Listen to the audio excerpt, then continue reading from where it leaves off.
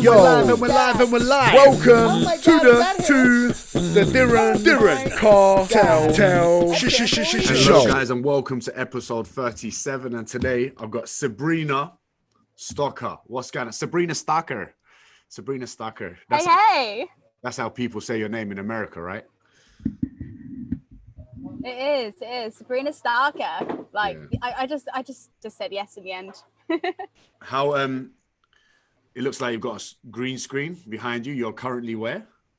Currently in Egypt. Honestly, I have to check myself by like being able to touch wood because it looks like I'm in a studio with a really cool green screen. Yeah. But now I've got a couple of countries, and if you're watching this, you're going to see a lot of people just walking up and down in bikinis. So, you know, that's fine. Keep your eyes out. I was going to say, yeah, there might be a reason why they are going to watch this, you know, other than the great content that we're just going to give them, you know. Before I start, Sabrina, yeah, I always ask one question, and I need to know, it tells me a lot about the person, right? Okay. Oh, okay. What is your Nando's order? I miss Nando's. Oh my goodness. Nando's order. Yeah. Half chicken.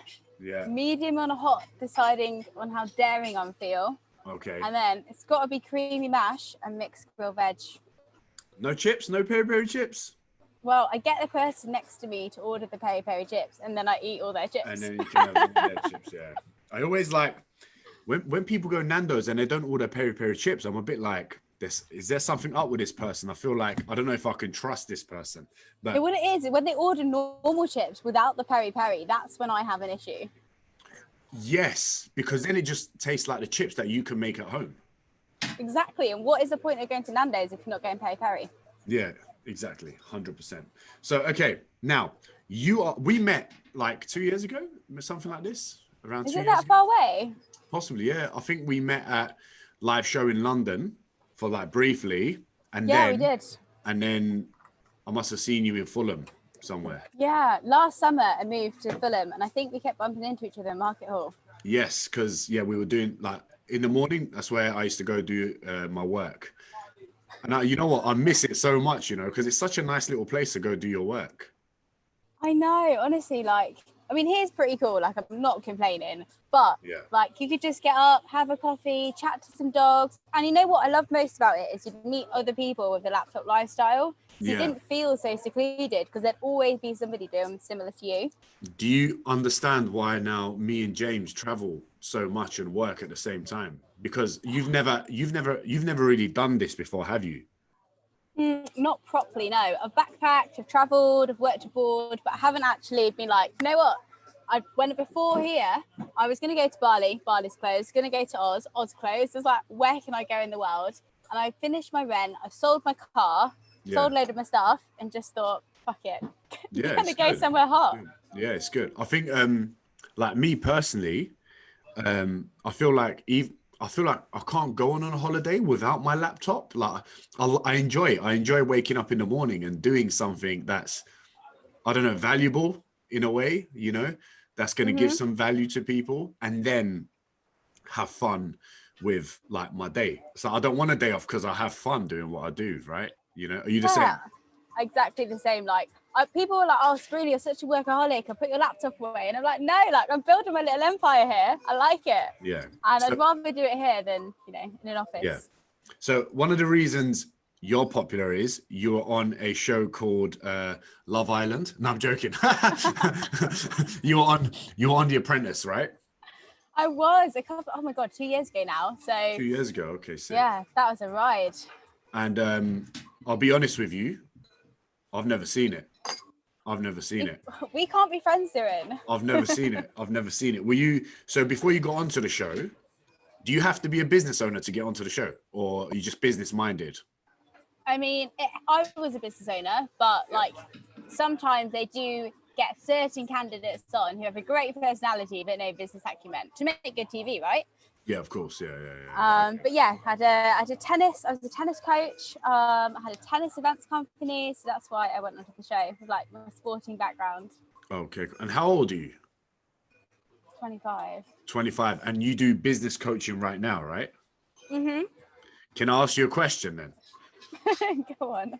as a business coach, for example, if I was to hire myself a business coach, right? I kind of like my business coach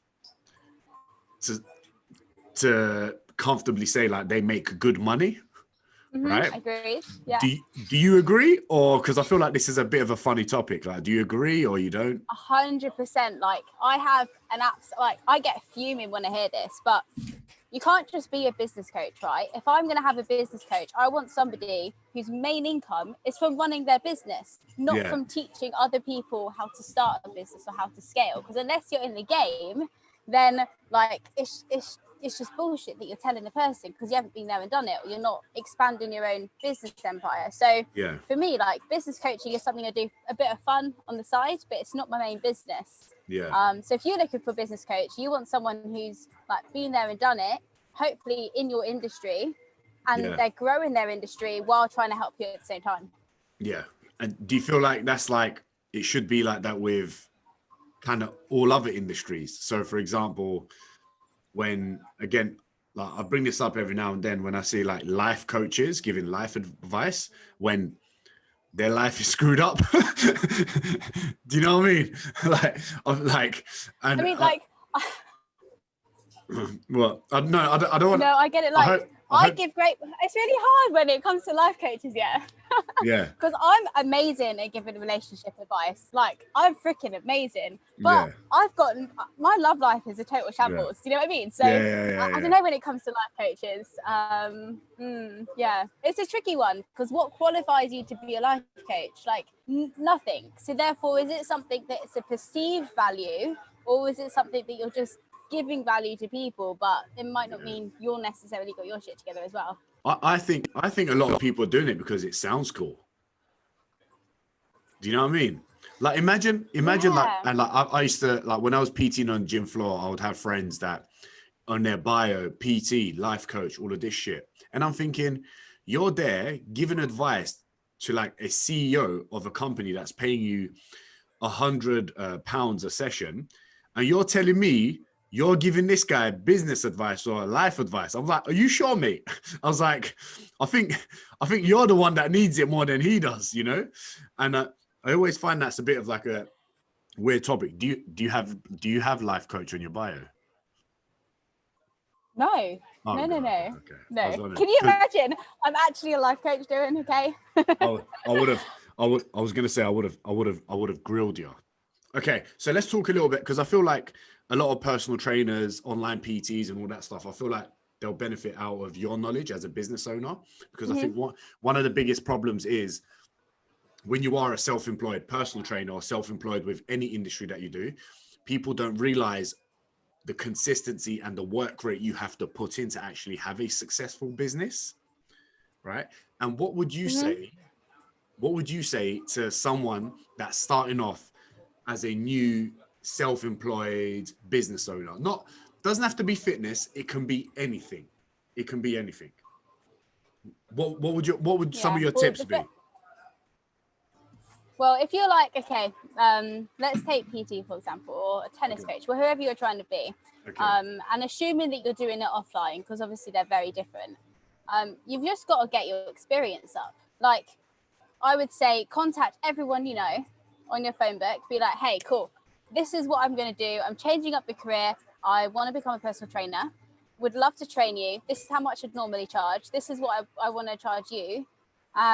Or just pay me what you feel like you're doing, so that you build up your testimonials. Because usually when it comes to like an in-person trainer, you're working off word of mouth, right?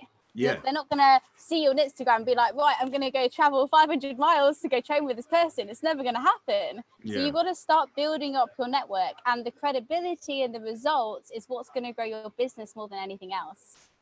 Do you think a lot of people, well, I know this for sure, I think a lot of people assume that when you have followers, you're making a ton of money, right? And I feel like personal trainers and say that again, sorry. That's all right. I'm saying a lot of people have this misunderstanding of, oh, if you have a lot of followers, you're making loads of money or whatever it is, right? And I think people that are creating new businesses and trying to build businesses, they think having a huge following is going to be more beneficial, when really I think they're personally concentrating on the wrong thing. Am I right? 100%. This is like my pet hate. I'm like, cool, everyone on Instagram, what questions do you have about business? And 80% of them are about social media. Like, I only have a big following because I was on The Apprentice, right? Before The Apprentice, I had 2,000-3,000 people. Like, fast forward that, because of the publicity, that's why I have a big following. But that's not why I'm successful at business. Like, I didn't grow my following to create a business. And I think it's a bit of a, like, I think it's an excuse, to be honest. Oh, I don't have a lot of people on social media, so therefore people aren't going to want to work with me. Whereas social media is only a backup of credibility. So if, for whatever reason, I do type my name, Sabrina Stockett, into Google, something comes up telling them about me. But that's not why they're going to find out about me in the first place, unless I have an online business. I think you hit the nail on the head when you said people, it's an excuse. It 100% is an excuse. And I remember even like some personal trainers I chat to that work in big franchises in gyms, pre-COVID and all these weird times, is like when they're talking about, hey, yeah, I want to grow a following, I'm going to do this, I'm going to do that. I'm like, bro, what are you trying to do? They're like, yeah, well, I want to be fully booked as a PT. Okay. I'm like, how many members does the gym have? About 2,500. So you're telling me you've approached 2,500 people in here and you still don't have a full-time, you're not fully booked. Why are you worrying about growing a following when all the people around you are all potential customers? Do you know what I mean? They're all in the gym to get results. You're actually in the perfect spot instead of trying to grow a social media following and target a certain audience for whatever, say, your product is. And I feel like PT and social media, I think social media is amazing and really powerful, right? But I just think people are playing the wrong angle and then trying to figure out and thinking they're failing because they don't have a successful business. Before you got on The Apprentice, right? Yeah. Would you say you were making decent money before you got on and gained a following? Yeah, 100%. So my background is tennis coaching. Yeah. I was full-time tennis coach, studying my master's, running like the biggest events company in the UK within tennis before The Apprentice. Really? Yeah. Yeah. How many clients? How many clients would you have? How many? So tennis coaching, I'd be like fully booked back to back. So I'd coach between 6 to 10 hours a week. So a week, a day. Yeah. And then events, I probably had about 200 events per year. So we had a team of like, 200. Yeah. Oh, so you're not all talk then? Sick. No, that's wicked. And how old were you then? I was like 21. Yeah, but you know what, Sabrina, yeah? Let me tell you something. I don't know this because I feel like you don't tell me enough about yourself on your social. Yeah. See, I'm not a social media girl. Yeah, exactly. Yeah, I hear you. Yeah. But it's like my tennis company, you know, I've got a team of 42 trained, like put them through the course, partnered with David Lloyd, Virgin Active, Better, like really big names. Last year, prior to COVID, we had like 400 events.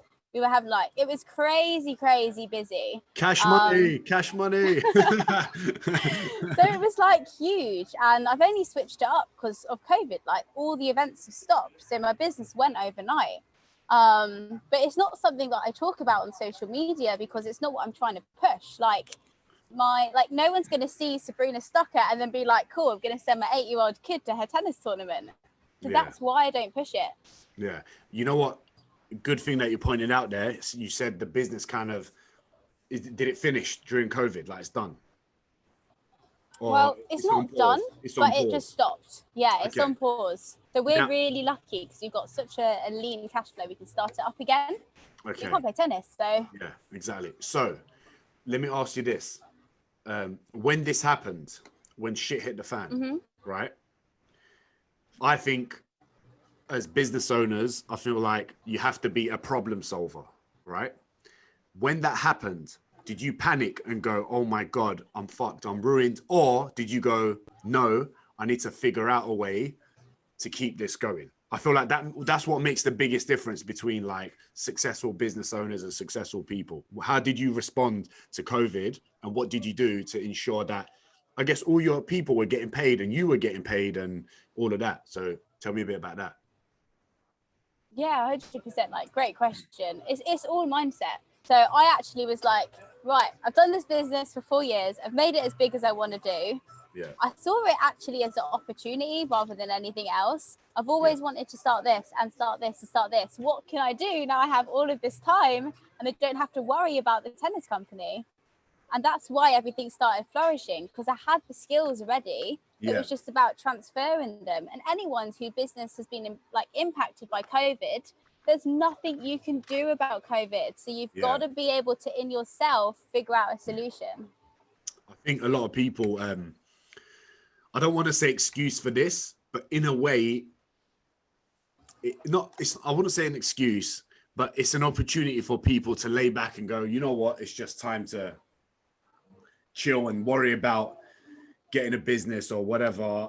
I think it's the opposite. I think it's the best time to get results. I think it's the best time to create a business. I think it's the best time to take advantage when people are laying back. To be honest, that's what I did. And I kind of found my niche product, and which I'm loving, and I'm growing it every single day, you know? And that's because I didn't fall back, you know? Woo, yay, hey, yes. You know, and it's crazy. Love it. I learned so much during COVID as a business owner, and as it sounds weird, like I'm actually a director. Like I find that weird to say that, because Get another week now. no, but but it's weird because it's like I'm from a council estate from East London, you know, so it's kind of cool to be able to say that, but also help motivate people as well. But I also think it's sometimes hard for people to believe that young people can be like successful with business, because number one, because of experience. Number two, I just think people don't expect it. Have you, being like a young business owner, right, a successful young business owner, were you getting any hate from people, like girls that you were friends with, or people around you? Were people weird to you, or were people like trying to belittle you when you were trying to do well or doing well? Tell me a bit about that. I'm like an advocate of this. Imagine there's tennis coaches, less than 2% of us are female. So I had this like massive male dominated, where everyone's like over the age of 30 doing what they're doing every single day. So when I come along and I'm like, I've got this idea, I didn't get listened to. And I created this limiting belief in myself that just because I was young, that, you know, I wouldn't get taken seriously, or I wouldn't, you know, be able to expand. And it was only until I used that to my advantage. I was like, you know what? I'm young, I'm blonde, like I'm decent looking, I'm going to get myself into the club. And as soon as I was able to like get a meeting with them, then they'd listen to the serious side. And when they got results, that just helped build up, like, you know, how I was feeling about myself. But I built this, like, it was in my head. It was all in my head. And I think that's just the limiting belief. Another excuse that we give ourselves, that, you know, we can't start a business young, because why not? Yeah. I think that's one of the one of the greatest things is kind of shocking people with like actually knowing what you're talking about. Because even with the stuff that I post a lot of dumb shit on social media, right? It makes me smile, so it's fine. Yeah, but it makes you smile, which is great. And then maybe until we have this conversation, or the last time we spoke, you might have not even known I had my own business, right?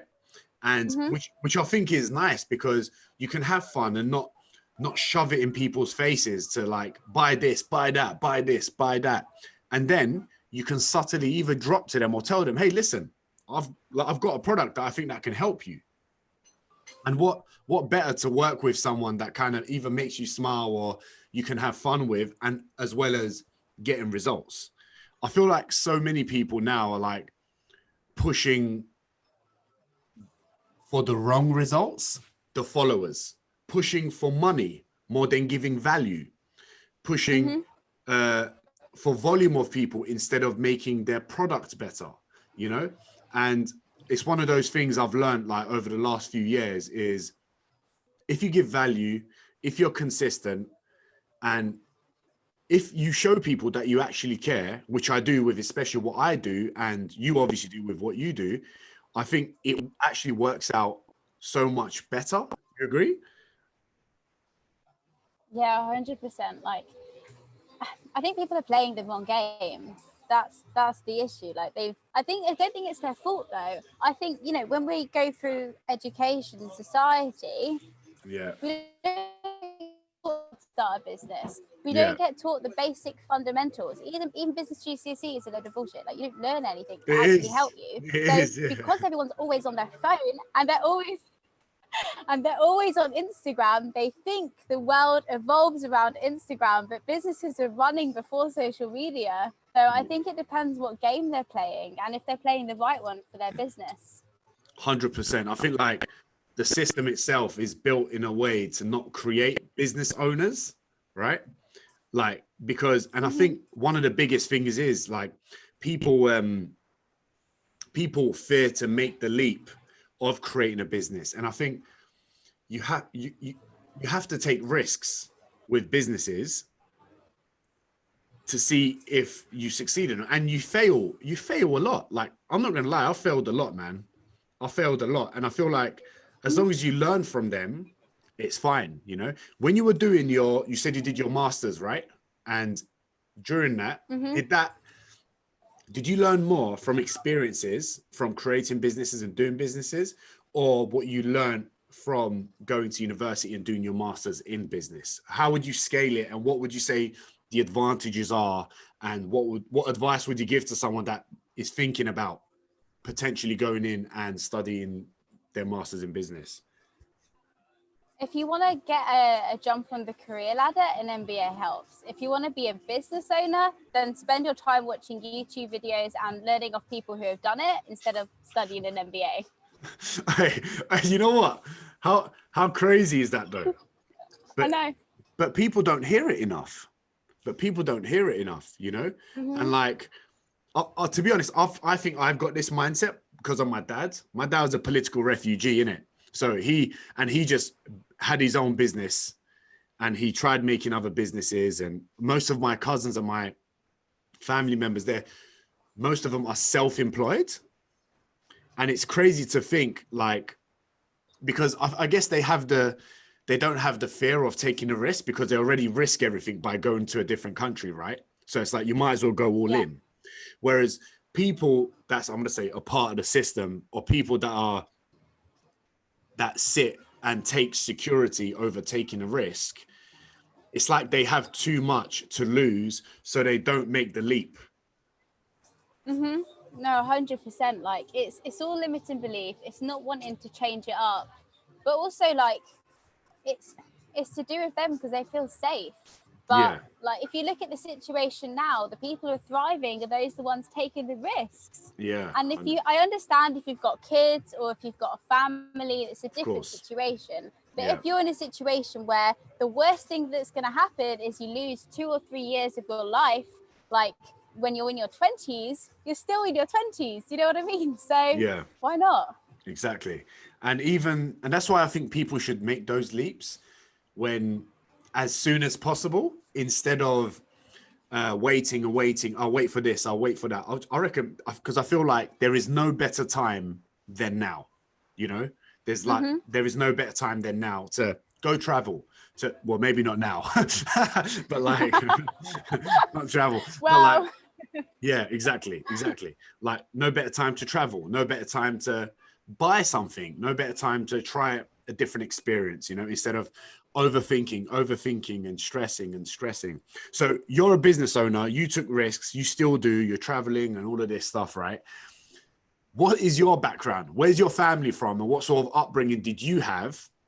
Because I think it's interesting if you were, say, come from, I don't know, let's say if you had a trust fund at 11 years old, would you be as motivated? What do you think, Diren? Honestly? What do you think, Diren? Honestly? Okay, I reckon you had a decent upbringing. I reckon I reckon mum and dad had a good job. I could be wrong.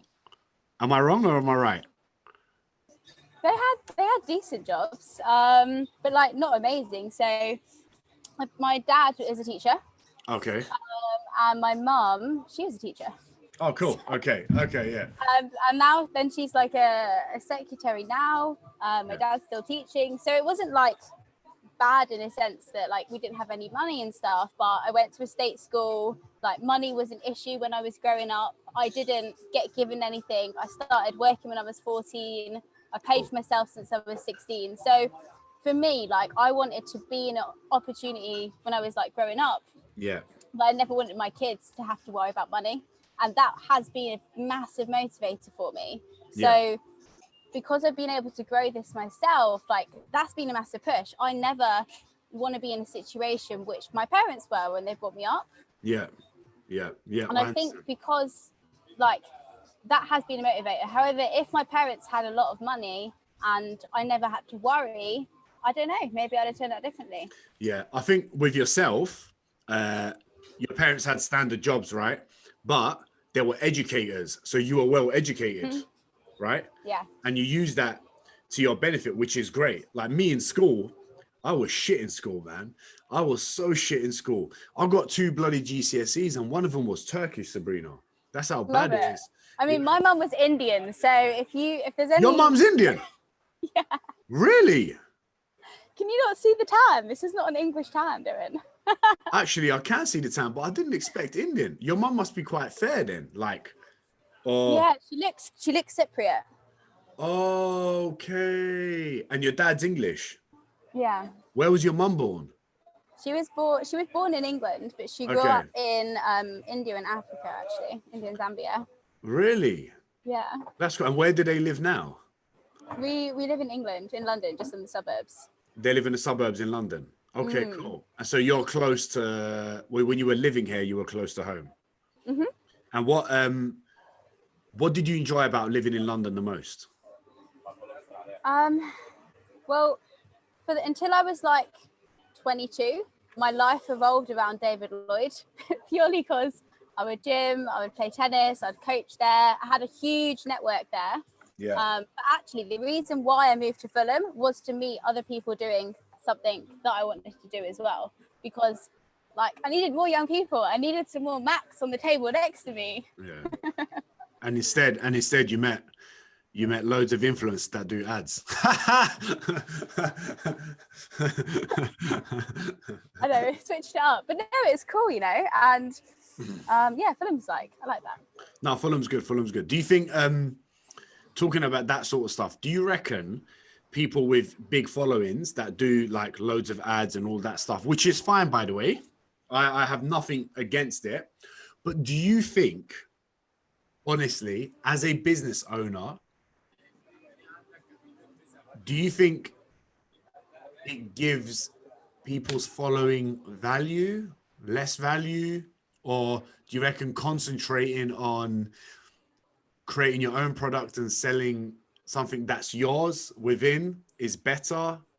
And do you think people don't try that because it's the hard route and take the easy route instead and don't look at the long game?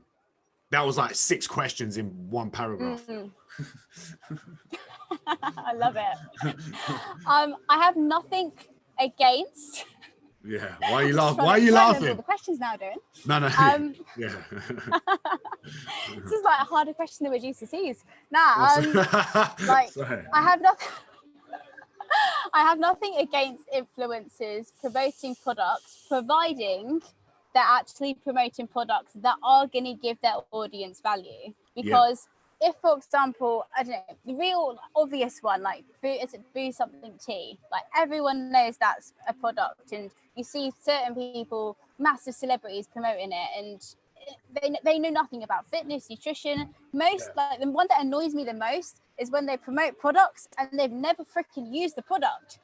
And you don't know, like, why are you promoting it for? And I think there's an ethical game to be played here, which is short-term gain in terms of you getting paid, but actually, are you, helping everyone that's following you out because they know, like, and trust you. So therefore, you have that moral responsibility in yourself to only promote things that you do. And then the flip side of that, to doing question point 7.0, is is that if you do have a business that you're trying to grow, why would you promote other people's products in the first place? Unless, again, it's completely aligned to what you're trying to grow. Yeah.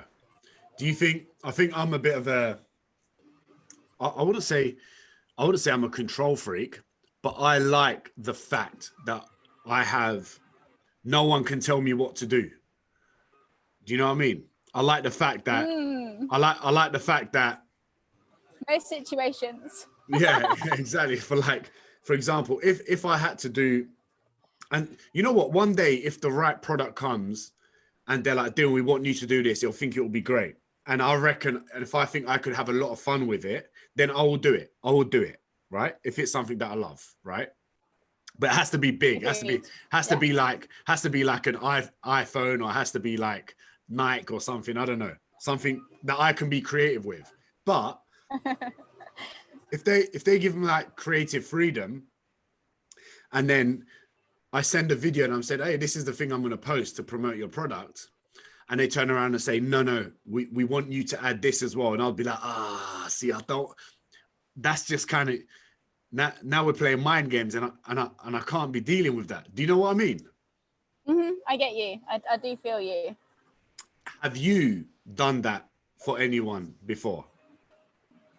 I've never changed my content for somebody. Okay. I've had stuff sent to me, and I've refused to post about it until I've used it and seen a result. And I say that. But like, there's stuff like, I've got a laptop that I'm going to be promoting very soon, but it's something that I think people actually use. Do you know what I mean? So it depends what it was. When I first came off the show, I got so many DMs come through, and I deliberately tried to stay away. I was like, this could go down a path. But it's tempting. It's tempting. Like, cool, I'm going to pay you £500, £1,000, £2,000. Great, short term, but long term, like, well, what's that actually going to do? Why have they put a fan on right next to me? That's all right. That's fine. That's fine. What, how's that going to help me? Yeah, I understand. If I'm not gonna lie, there's been times where I've got an offer where it's like 5K to do like a couple posts and do this and do that, and I'm like, 5K. I'm like, bro, that's like, I could have some fun with that, you know? But but then I'm like, you know what? But I could be losing some value to what I give to some of my clients. So I'm a bit like, nah, I can't do that. But flipping to like you not taking that on, right? When you started a business and when you were trying to make it bigger, how long did it take for it to be successful, and how consistent would you say you had to be? Oh my God, I was like working every single day. Like, I'd say no to going out. Like, I had to show up every single time. There was no excuse, especially running an events company. If you haven't got your staff member there, you've got to be the one who's going there, because otherwise you've got 30, 60 people turning up and no one's there to greet you. You've got to work hard, and the only reason why you're going to break through is because you put the work in behind the scenes. There's no such thing as an overnight success, unless you're on Love Island. Yeah. Yeah. But do you reckon, because I think a lot of people, like the choice of, like, for example, my product, I see it as like my baby, right? So when someone says something about it, I take it a little bit personal, right? So if someone says something, but then I have to like take a deep breath and be like, hold on a second, I need to take this in and use it as an opportunity to make this better. Because if I'm going to say the word soft, if you're soft about any time someone criticizes you about your business or your product, then I don't think it's the right game for you. Am I right? Yeah, you can't. I mean, I used to take it so personally and get really defensive. And then I'm like, actually, this person's got their opinion. There's a reason why they're sharing it, unless they're just being a bit of a dick. Is that something that I can actually improve and bring it into my business? Yeah. Or is it something that's just negative energy? And if you can decide between the two, they might actually add something to your business that you've never even thought of. Exactly. But you know what's great? What's mad about that is you can get those people, which is great. But then you get the people that say something and you know they're trying to be a bitch. You know they're trying to like belittle you. You know, innit? And I'm always like, nah. I know. I'm like, that's not happening. That's not happening. All right. Put business aside for a sec, yeah? Traveling. You're in Egypt. Now we're talking, Diren. Here we go. you're in Egypt right now. Mm-hmm. What's the next move? Next move? Well, I'm not coming back to the UK anytime soon. Yeah. What about for Christmas, like for family and stuff? You're not fussed? Maybe I'll come back for Christmas. Yeah. But I'll probably go to Dubai in a couple of weeks, and then I'd say Bali or Australia, depending if they open up. But I don't think Australia's going to open up anytime soon. So maybe like Bali would be pretty cool to get back to. I'll be in Australia in January. How are you getting into Australia? I've got residency, you know. Do you? Yeah, I've got Australian residency, so I can go in without applying for. As long as I have a flight, I can go in. Yeah, so I can't wait. This is the longest time I haven't seen my friends out there, so it's a while because I've got. How long were you in Oz for? I've got a big history in Oz. I had a connection to Oz since I was 17 years old. So. Oh wow. So I lived there for like 3.5 years. 3.5 years. Okay. I went back and forth a lot though. So I know like the Australian culture very well. I PT'd there, lived there, had my own business there, like self-employed business. And yeah, that's where me and James met. That's where we started all the madness and took off to go Bali. We went when Bali wasn't a cool thing. Now it's the cool thing. I love it. You know what? My like ideal day, if I had to choose any day, and this is how I choose where I travel to. Can I live this day or not? Yeah. Get up in the morning, go for a swim. Yeah. Have a good coffee before swim if I'm feeling a little bit tired. Yeah. Get on my laptop, work, and then chill out and have a barbecue in the evening. Yeah. Like that is an ideal life. So anywhere that can provide that, I will be there. Yeah. But you know what? What the best? I love all of that, right? But there's something about being like the weather's nice in London today. Like it's shining bright. It's nice. When it's shitty weather and you're in and amongst it, there's something about it that I love being amongst the hustle. You know, Hustle and bustle. Yeah, it's nice to have a mix though. It's nice to have a mix, and then being able to be like, "Fuck it, I'm flying off," which is obviously we can't really do now as we would usually, but it's all good, right? So I'm just going to jump into your suitcase, come to Australia with you. They won't check. Good luck. Right, Sabrina. Thank you for jumping on the podcast. It's nice to chat to you because I don't think we've ever really chatted like this, so it's nice to chat to you. Can you tell people where to find you? Yeah, well, thank you, firstly, Diren, for allowing me to come on. I quite enjoy talking to you, though. It's cool. Yeah. Instagram is probably my main platform. Sabrina Stocker.r because I couldn't get Sabrina Stocker. Yeah. And drop me a DM if you heard this. Say I can say hi to Diren for you. Exactly. There you go. Say hi, and if you need any help, with your business, I'm sure Sabrina can help out. Right, Sabrina. Thank you for coming on. Anyone that's listening to this, make sure you subscribe to the channel. Make sure you share this, because I'm coming in hot.